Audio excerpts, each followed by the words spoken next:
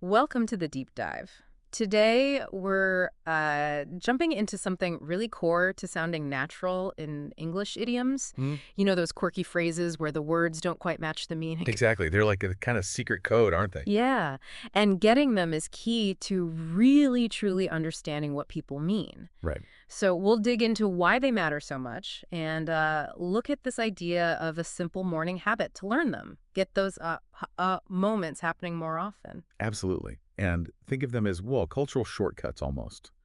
When you grasp an idiom, you're not just learning words. You're getting insight. You are. Insight into how native speakers actually express themselves. And our sources really suggest that making that little bit of effort, like one idiom a day, it really opens things up. Okay, so let's talk about why this should matter to you listening right now. I mean, where do you even encounter English? Our sources make it really clear these aren't, dusty old No, phrases. not at all. They're everywhere. Movies, TV shows, scrolling through social media, even at work, right? Yeah, professional settings too. You really can't avoid them if you're engaging with English. And if you don't get them. Well, that's the thing. You're often just skimming the surface. Like the example we saw, let's call it a day. Right. It's not about phoning up the concept of a day. Definitely not. It means let's stop working. Understanding that intention, the meaning behind the words, that's crucial. It's about the implied meaning. Totally. And think about sounding natural. Saying, we're on the same page, Yeah. just flows better, sounds more fluent than saying, I agree with you completely every single time. Yeah, it's moving away from that sort of textbook feel. Right. Our sources really stress this. Using idioms helps you sound, well, more comfortable, more like you belong in the conversation. Linguistically fitting in. Yeah. And it makes things more interesting. Oh, absolutely. Idioms add, personality, Yeah. bit of color, maybe even humor sometimes. Like saying someone bent over backwards. Exactly. Much more vivid than just, they tried really hard, makes the whole thing more engaging. Okay, so we see they're pretty essential.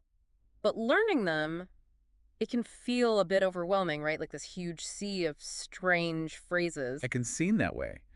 But the sources we looked at point to a really manageable approach. This daily habit thing. Yeah, just focusing on one single idiom each day.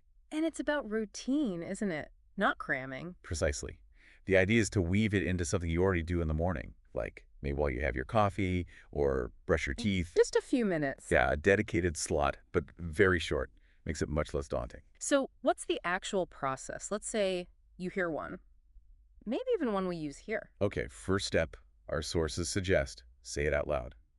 A few times. Get your mouth around it. Yeah, it's not just reading. Speaking it helps with the sound, makes it feel more familiar, builds that muscle memory. Okay. Then Then, and this is really key, use it in a sentence that means something to you. make it personal. Right. Forces you to actually process the meaning in a context that makes sense for you. And then just jot it down, like notebook or phone. Yep. Writing it down helps lock it in. And the sources also mentioned a quick weekly review. Just glance back over the ones you learned. And this whole thing, seriously, less than 5 minutes a day. That's what the research indicates, yeah. Seems doable. Wow. And think about the payoff. Well, yeah. Learning, say, roughly 30 idioms a month, Yeah. that really adds up over time. You significantly boost your everyday English skills. It's that compounding effect of small habits. Exactly. Right. Let's give you a bit of a head start then. We've pulled out 5 really useful idioms from our sources. Your first batch for that morning habit. Consider it your starter kit. First up, break the ice. Ah, classic. Yeah. It means making people feel more comfortable when they first meet, maybe in a group. Like, I told a joke to break the ice at the party. Gets people talking. Makes sense. Okay, next. Next is under the weather. Oh, yeah, I use that one. Means feeling a bit sick, right? Exactly. Not seriously ill, just a bit off. You might say, I'm feeling a bit under the weather today. Think I'll stay home. Got it. Number 3.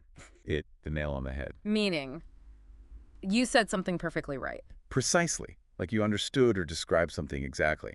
When you said, I need more sleep, you really hit the nail on the head. Okay, I like that one. What else? Then there's bite the bullet. Sounds unpleasant. It often is.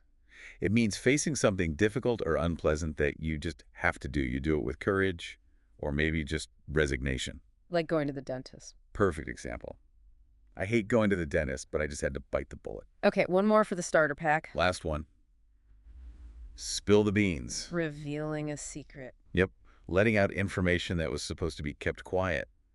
Don't spill the beans about the surprise party. Right. These are all pretty common, easy to use daily. Very practical ones to start with. Now, important point from the source is a common mistake.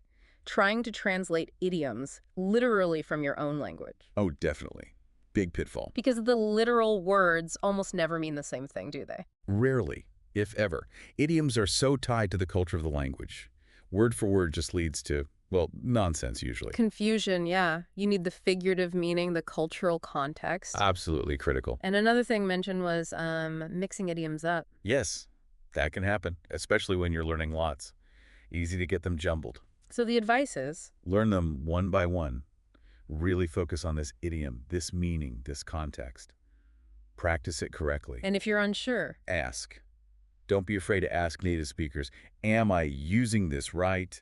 Or what does it actually mean? yeah, better to ask than to use it completely wrong. It highlights that active learning part. Making mistakes is okay. They're totally part of the process. Learn from them. So how do you make them actually stick? Beyond just writing them down, our sources had some fun ideas. They did. One was using visuals.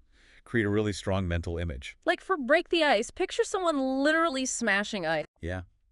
Maybe a cartoon character taking a hammer to a big block of ice while people look awkward, then relieved. The sillier or more vivid, the better it sticks. Or even draw it. Make a meme. Definitely. Connecting it visually helps anchor it in your memory. Another great tip was teaching it to someone else. Oh, that's clever. Why does that work? Because explaining something forces you to understand it clearly.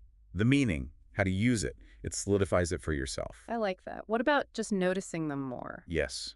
Actively listen or look for idioms when you're watching shows or movies in English. Pay attention to context. Exactly. You'll probably be surprised how often you hear them once you start tuning in. It's great for understanding natural usage. And one last tip. Recording yourself. Use the idiom in a sentence, say it out loud, record it, and listen back. Build confidence. Check pronunciation. Both. Hearing yourself use it correctly can be really motivating and helps you internalize it. Okay, so wrapping this up, the core message here is pretty straightforward, isn't it?